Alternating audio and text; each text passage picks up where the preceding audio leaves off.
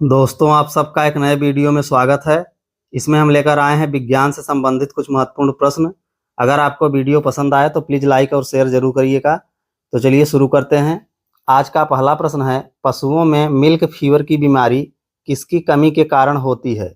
Option A नत्रजन, option B calcium, option C vitamin D, option D लोहा। इसका सही उत्तर हो जाएगा option B calcium. Milk fever, जिसे हाइपोकैल्सीमिया भी कहा जाता है, आमतौर पर प्रसव के 48 घंटे के भीतर होता है। यह तब होता है जब रक्त से बड़ी मात्रा में कैल्शियम निकाल दिया जाता है और कोलोस्ट्रम के उत्पादन के लिए स्तन ऊतक में उपयोग किया जाता है। लगभग 5 साल की वयस्क गायें मिल्क फीवर के प्रति अधिक संवेदनशील होती हैं। अगला प्रश्न है, खुरपका एवं मुंहपका रोग किसमें पाया जाता है? ऑप्शन ए बिल्लियां, ऑप्शन बी गोपशु, ऑप्शन सी कुक्कुट, ऑप्शन डी मानव।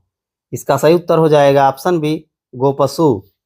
खुरपका मुंहपका रोग एक वायरल रोग है जो खुर वाले ज्यादातर जानवरों को प्रभावित करता है। ये जानवर हैं मवेशी, सूअर, भेड़, बकरी, लामा, अल्पाका, हिरण, हाथी। खुरपका मुंहपका रोग एक तीव्र संक्रामक रोग है जो विषाणु के कारण होता है। इसके 7 प्रकार हैं जो समान लक्षण उत्पन्न करते हैं तथा इनमें केवल प्रयोगशाला में ही अंतर किया जा सकता है। अगला प्रश्न है, पशुओं के पैरों तथा मुंह की बीमारी के क्या कारण हैं? ऑप्शन ए विषाणु, option B protozoa, option C bacteria, option D उपर्युक्त में से कोई नहीं। इसका सही उत्तर हो जाएगा ऑप्शन ए विषाणु। पशुओं में पैरों का कारण विषाणु होता है। इस विषाणु के 7 प्रकार हैं। ये 7 प्रकार केवल प्रयोगशाला में पता चलते हैं। अगला प्रश्न है, बर्ड फ्लू किसको प्रभावित करता है? ऑप्शन ए पशुओं को, ऑप्शन बी पोल्ट्री को, ऑप्शन सी भेड़ों को, ऑप्शन डी झींगा को। इसका सही उत्तर हो जाएगा ऑप्शन बी पोल्ट्री को। बर्ड फ्लू या एवियन इन्फ्लुएंजा आमतौर पर पक्षियों को प्रभावित करने वाला एक फ्लू वायरस है। हालांकि यह दुर्लभ मामलों में मनुष्यों और अन्य जानवरों को भी संक्रमित कर सकता है। बर्ड फ्लू का कारण इन्फ्लुएंजा ए वायरस का एक प्रकार है जिसे अक्सर H5N1 कहा जाता है। यह वायरस ऊपरी श्वसन पथ और फेफड़ों को संक्रमित कर सकता है। बर्ड फ्लू से होने वाले लक्षण आमतौर पर हल्के होते हैं, लेकिन इससे गंभीर लक्षण और यहां तक कि मृत्यु भी हो सकती है। अगला प्रश्न है, निम्नलिखित में से किस रोग का पोल्ट्री उद्योग पर बहुत गंभीर असर पड़ा है? Option A bovine diarrhoea, option B blood cancer, option C foot and mouth, option D avian influenza. इसका सही उत्तर हो जाएगा option D avian influenza. Avian influenza virus सीधे पक्षी से पक्षी संपर्क के माध्यम से फैलता है।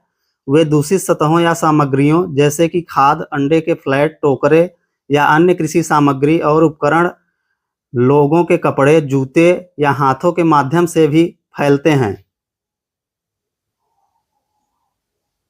अगला प्रश्न है, रानीखेत रोग किससे संबंधित है?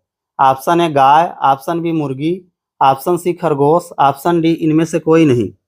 इसका सही उत्तर हो जाएगा ऑप्शन बी मुर्गी। रानीखेत रोग एक विषाणुजन्य रोग है जो घरेलू पंछियों जैसे मुर्गी तथा अनेक जंगली पक्षी प्रजातियों को प्रभावित करती है। 2-3 दिन में ही पक्षी बहुत कमजोर हो जाते हैं। इसमें मृत्यु दर भी अधिक होती है। इस रोग से ग्रसित होने पर मुर्गियां आहार लेना कम कर देती हैं।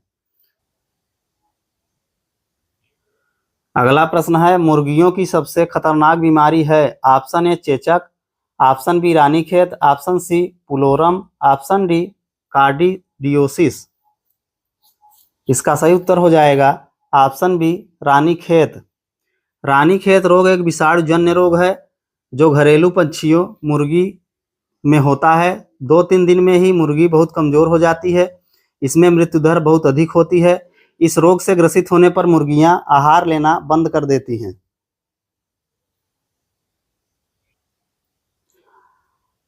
अगला प्रश्न है, विश्व की दूध की रानी किस नस्ल की बकरी को कहा जाता है? ऑप्शन ए अल्जेरियम, option B Saanen, option C Marathi, option D Angora. इसका सही उत्तर हो जाएगा ऑप्शन बी सानेन। दुनिया भर में दूध की रानी के नाम से जानी जाने वाली बकरी की नस्ल सानेन है। यह बकरी स्विट्जरलैंड की सानेन घाटी से आई है। सानेन बकरी को बकरियों की नस्लों में होल्स्टीन फ्रीजियन डेयरी मवेशी नस्ल की तरह माना जाता है। सानेन बकरी की दूध उत्पादन क्षमता बहुत ज़्यादा होती है। यह लगातार दूध देती रहती है। 264 दिनों के स्तनपान में सानेन बकरी औसतन 838 किलोग्राम दूध देती है।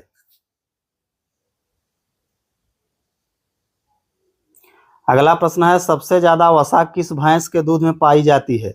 Option A Murrah, option B Bhadawari, option C Mehsana, option D Nagpuri. इसका सही उत्तर हो जाएगा ऑप्शन ए मुर्रा।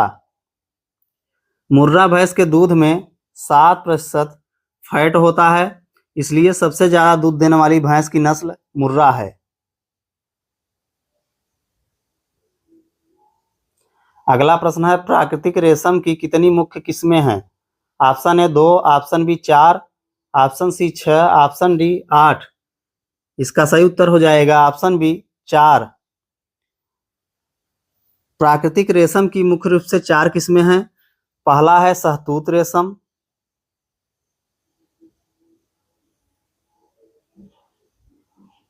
दूसरा है एरी रेशम, तीसरा है तसर रेशम, चौथा है मूंगा रेशम।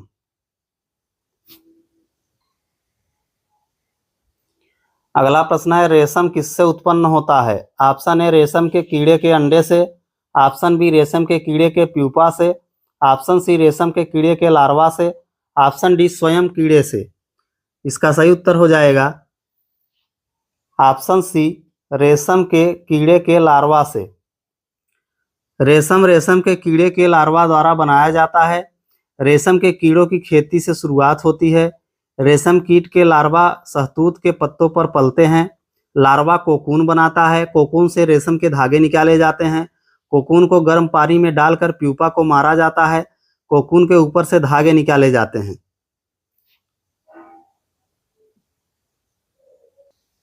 अगला प्रश्न है, रेशम के कीड़े किन पर पलते हैं? ऑप्शन ए तुलसी के पत्ते, ऑप्शन बी मलबरी शहतूत, ऑप्शन सी गुलाब के पत्ते, ऑप्शन डी करी के पत्ते।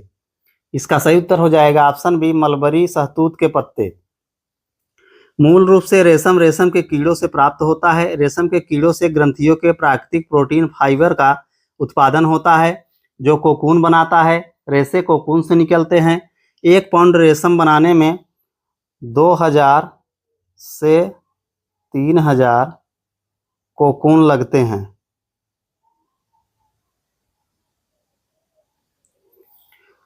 अगला प्रश्न है, सिम्बियोटिक कीटाणु जो कि वातावरणीय नाइट्रोजन के स्थिरीकरण के लिए उत्तरदायी है, किसमें पाया जाता है?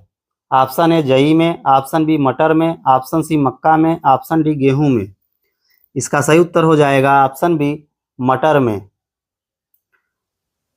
राइबोजियम जीवाणु नाइट्रोजन स्थिरीकरण के लिए जिम्मेदार होता है। यह मिट्टी में पाया जाता है, जो मटर, मूंगफली, मसूर, मूंगफली आदि जैसे फलीदार पौधों की जड़ों के साथ एक सहजीवी संबंध में रहता है।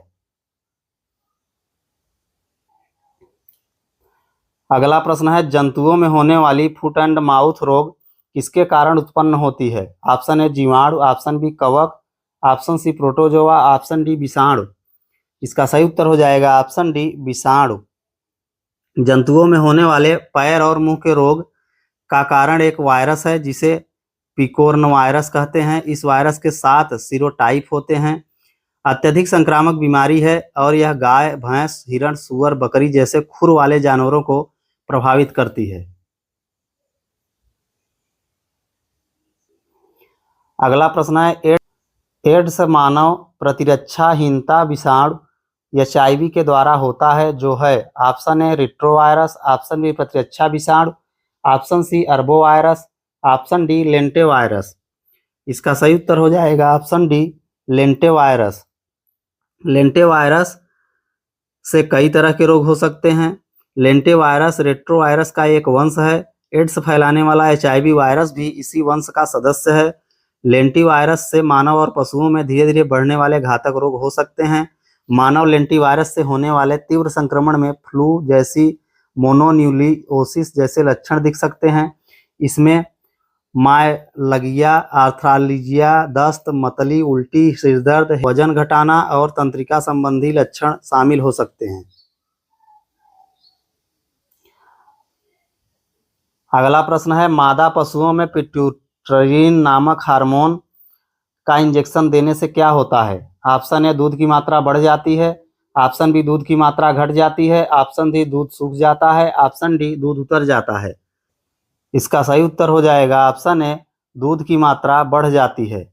मादा पशुओं में पिट्यूटरी हार्मोन का इंजेक्शन देने से स्तन वृद्धि और स्तनपान होता है। इससे परिपक्व बछियों और गायों में सुपर ओल्यूएशन होता है। अगला प्रश्न है, भारत में सर्वाधिक भेड़ें किस राज्य में पाई जाती हैं? Option A Jammu Kashmir, option B Rajasthan, option C Tamil Nadu, option D Madhya Pradesh. इसका सही उत्तर हो जाएगा ऑप्शन बी राजस्थान। भारत की समस्त भेड़ों 74.26 मिलियन में से लगभग 10.63% केवल राजस्थान में पाई जाती हैं।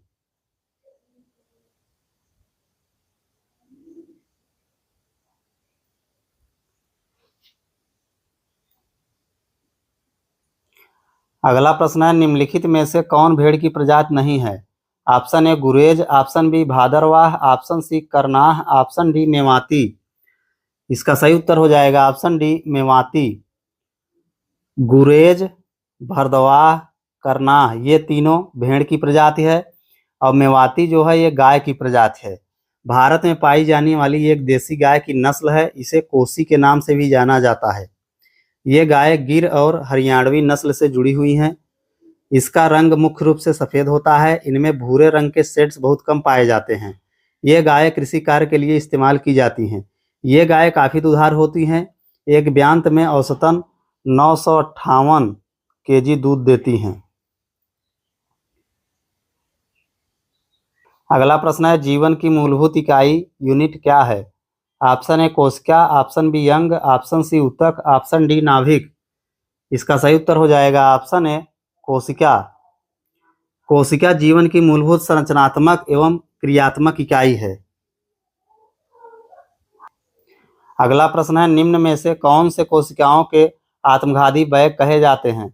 Option A lysosomes, option B ribosomes, option C dictyosomes, option D phagosomes. इसका सही उत्तर हो जाएगा ऑप्शन ए लाइसोसोम्स।